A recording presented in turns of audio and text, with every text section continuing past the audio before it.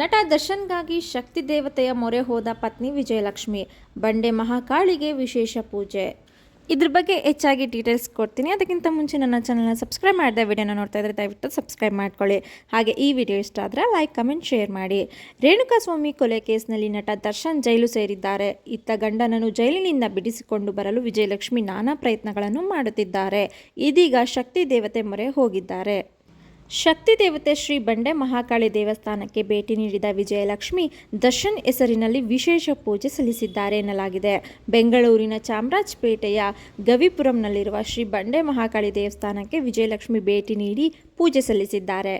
ಬಂಡೆ ಮಹಾಕಾಳಿ ದೇವಿ ಮೇಲೆ ನಟ ದರ್ಶನ್ ಕೂಡ ಅಪಾರ ಭಕ್ತಿ ಹೊಂದಿದ್ರು. ಅರೆಸ್ಟ್ ಆಗುವ 2 ದಿನಗಳ ಹಿಂದೆ ಕೂಡ ನಟ ದರ್ಶನ್ ದೇವಸ್ಥಾನಕ್ಕೆ ಆಗಮಿಸಿ ದೇವಿಯ ದರ್ಶನ ಪಡೆದಿದ್ರು. ಬಳಿಕ ದೃಷ್ಟಿ ತೆಗೆಸಿ ತಡೆ ಓಡಿಸಿ ಹೋಗಿದ್ರು. ಮನಸ್ಸಿನಲ್ಲಿ ತಳಮಳ, ಗೊಂದಲವಾಗ್ತಿದೆ ಎಂದು ಮನೆಯಲ್ಲಿ ದೃಷ್ಟಿ ಪೂಜೆ ಸಹ ಮಾಡಿಸಲಾಗಿತ್ತು. ದೃಷ್ಟಿ ಪೂಜೆ ಮಾಡಿಸಿ ಶಕ್ತಿ ದೇವತೆ ಆರಾಧಿಸುವ ಪೂಜಾರಿಯಿಂದ ತಡೆ ಓಡಿಸಿದ್ರು. ಪೂಜೆ ಬಳಿಕ ಒಂದಷ್ಟು ದಿನ ಹೊರಗೆಲ್ಲಾದರೂ ಹೋಗಿ ಬನ್ನಿ ಎಂದು ನಟ ದರ್ಶನ್ಗೆ ಪೂಜಾರಿ ಸಲಹೆ ಕೂಡ ಕೊಟ್ಟಿದ್ದರಂತೆ. ಈಗ ನಟ ದರ್ಶನ್ ಆರೋಪ ಮುಕ್ತರಾಗಲಿ ಎಂದು ಪತ್ನಿ ವಿಜಯಲಕ್ಷ್ಮಿ ಅದೇ ಶಕ್ತಿ ದೇವತೆ ಮೊರೆ ಹೋಗಿದ್ದಾರೆ. ನಟ ದರ್ಶನ್ ಬಂಡೆ ಮಹಾಕಾಳಿ ದೇವಿಯನ್ನ ಆರಾಧಿಸುತ್ತಿದ್ರು.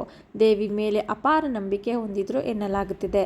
ರೇಣುಕಾಸ್ವಾಮಿ ಕೊಲೆ ಪ್ರಕರಣದಲ್ಲಿ ನಟ ದರ್ಶನ್ ಜೈಲು ಪಾಲಾಗಿದ್ದು, ವಿಚಾರಣಾಧೀನ ಕೈದಿಯಾಗಿ ಪರಪ್ಪನ ಅಗ್ರಹಾರ ಜೈಲಲ್ಲಿದ್ದಾರೆ. ದರ್ಶನ್ ಗೆಳತಿ ಪವಿತ್ರ ಗೌಡಗೆ ಕೆಟ್ಟದಾಗಿ ಮೆಸೇಜ್ ಮಾಡಿದ್ದಕ್ಕೆ ರೇಣುಕಾಸ್ವಾಮಿ ಕೊಲೆಯಾಗಿದೆ ಎನ್ನಲಾಗ್ತಿದೆ. ದರ್ಶನ್ ಜೈಲು ಸೇರಿದ ಬಳಿಕ ಪರಪ್ಪನ ಅಗ್ರಹಾರಕ್ಕೆ ಮಗನ ಜೊತೆ ಬಂದ ವಿಜಯಲಕ್ಷ್ಮಿ ಪತಿ ದರ್ಶನ್ಗೆ ಧೈರ್ಯ ತುಂಬಿದ್ದಾರೆ. ಅಷ್ಟೇ ಅಲ್ಲದೆ ದರ್ಶನ್ ಅವರನ್ನು ಜೈಲಿನಿಂದ ಹೊರಗೆ ಕರೆತರಲು ಕಾನೂನು ಹೋರಾಟ ಮಾಡ್ತಿದ್ದಾರೆ. ಕೊಲೆ ಪ್ರಕರಣದಲ್ಲಿ ನಟ ದರ್ಶನ್ ಹಾಗೂ ಅವರ ಗ್ಯಾಂಗ್ ಜೈಲುವಾಸ ಅನುಭವಿಸುತ್ತಿದೆ. ಸದ್ಯಕ್ಕೆ ದರ್ಶನ್ ಹಾಗೂ ಅವರ ಗ್ಯಾಂಗ್ ಬಿಡುಗಡೆ ಭಾಗ್ಯ ಇಲ್ಲ, ಸಿಗುವುದು ಕಷ್ಟ ಎನ್ನಲಾಗ್ತಿದೆ. ಪೊಲೀಸರು ಪ್ರಕರಣಕ್ಕೆ ಸಂಬಂಧಿಸಿದಂತೆ ತನಿಖೆ ಚುರುಕುಗೊಳಿಸಿದ್ದು, ಪ್ರಬಲ ಸಾಕ್ಷಿಗಳನ್ನು ಕಲೆ ಹಾಕಿದ್ದಾರೆ ಎನ್ನಲಾಗುತ್ತಿದೆ. ಪರಪ್ಪನ ಅಗ್ರಹಾರದ ಜೈಲಿಗೆ ಭೇಟಿ ನೀಡಿ ಕುಟುಂಬಸ್ಥರು ಹಾಗೂ ಸ್ನೇಹಿತರು ದರ್ಶನ್ಗೆ ಧೈರ್ಯ ತುಂಬಿದ್ದಾರೆ.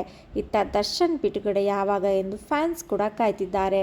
ಈ ಎಲ್ಲ ಬೆಳವಣಿಗೆ ನಡುವೆ ಖ್ಯಾತ ಜ್ಯೋತಿಷಿ ವಿದ್ಯಾಶಂಕರಾನಂದ ಸರಸ್ವತಿ ಸ್ವಾಮೀಜಿ ಅವರು ದರ್ಶನ್ ಭವಿಷ್ಯದ ಬಗ್ಗೆ ಏನು ಹೇಳಿದ್ದಾರೆ ಗೊತ್ತಾ?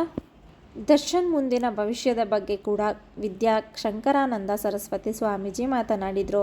ದರ್ಶನ್ಗೆ 2011ರಿಂದ ಗುರುದಶ ಶುರುವಾಗಿದೆ. ಅವರು ಆಗ ದೊಡ್ಡ ಅಪವಾದ ಅನುಭವಿಸಿದ್ದರು. ಹಲವು ದಿನ ಜೈಲಿನಲ್ಲಿದ್ದರು.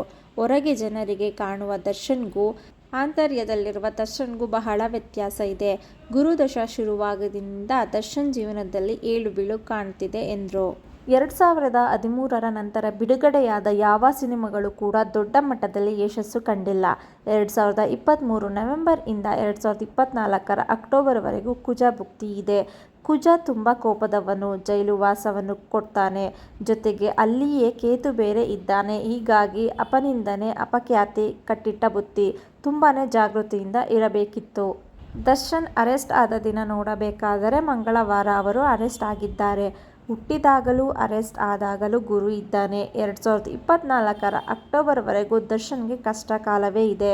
ಅಕ್ಟೋಬರ್ ನಂತರ ಅವರು ಜೀವನ ಬದಲಾವಣೆ ಕಾಣ್ತಾರೆ.